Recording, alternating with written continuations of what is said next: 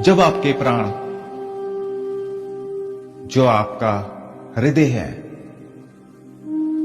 मध्य है, वहां पर आकर रुकते हैं, एकाग्र होते हैं, तब प्राणायाम का महत्व का पता लगता है। क्योंकि वहीं से जो आपकी सूरत है, चेतना है, ऊर्जा है, वह अपने आप बिना प्रयत्न के ऊपर की ओर भागती है।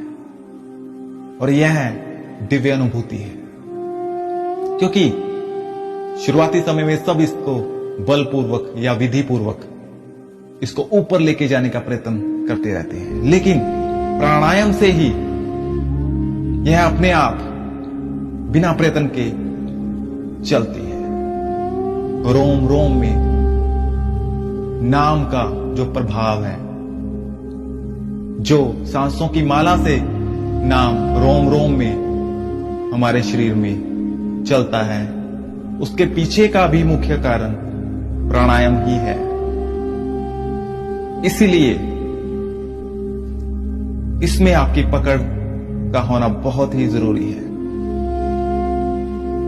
बिना इसके अगर आप अभ्यास करते हो, चाहे वो कुंडलिनी है, चाहे वो सूरत शब्द योगा है, अगर आप ऊपर पहुंच भी जाते हो अपने मस्तक में, वहां से भी ऊपर से भी नीचे गिरने के आसार बहुत बने रहते हैं। लेकिन उसके पीछे अगर आपकी प्राणायाम में पकड़ है, तो आप मध्य से उस ऊर्जा को पकड़ सकते हो। दोबारा आप ऊपर की ओर आप यात्रा कर सकते हो। तो इसीलिए इसका महत्व बड़ा ही अद्भुत और कहने से परे है।